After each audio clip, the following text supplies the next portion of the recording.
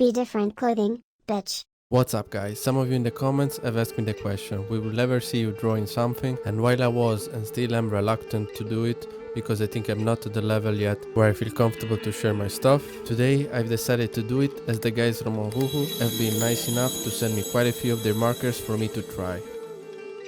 I've already owned and I've used their markers in the past, so I'm familiar with their excellent price-quality ratio already. But now I have so many more to choose from, as you can see here. The particular markers I will use now are the art markers with two nibs. A brush one for bigger areas and for shading colors, and a smaller one for smaller areas and some details. If you guys want to check these markers out, you can find the links in the description of the video and in the first comment.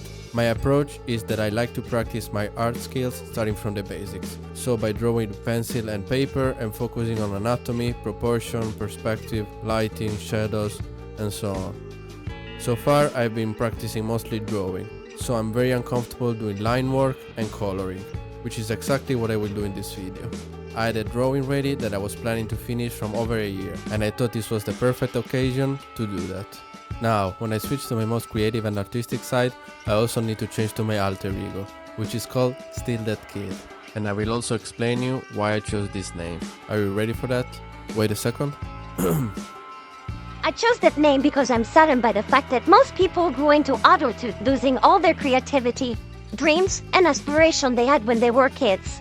All to be incorporated in a mass where everyone does almost the same identical things just because that's what everyone else is doing. Study, get a job, clock in at 9 a.m., clock out at 5 p.m., get a family, get you a mortgage, buy a house, complain about your job but you make no plan or take no action to get out of it because you have bills to pay, a mortgage, a family, until you retire and die. With no real passions, if you obviously fanny, and no dreams to chase.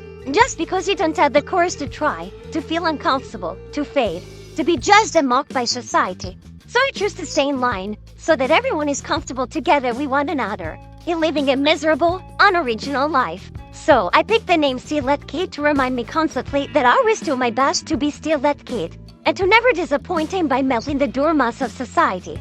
And hopefully to inspire someone else to do the same. By the way, this is a very similar concept to the one at the base of my brand Be Different clothing.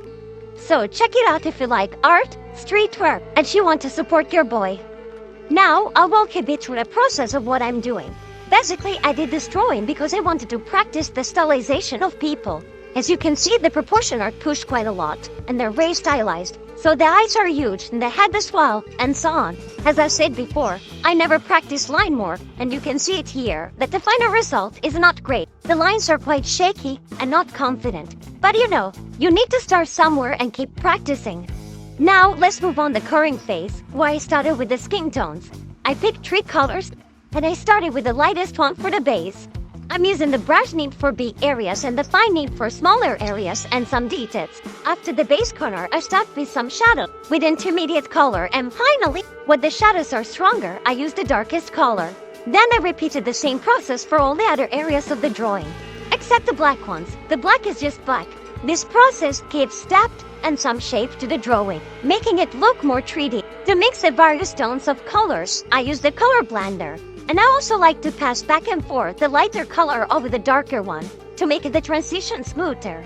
In some points, I clearly overdid it as the paper did not absorb the color well. But you know, you learn by doing. This girl on the drawing had a very detailed black and white tattoo on her chest and neck.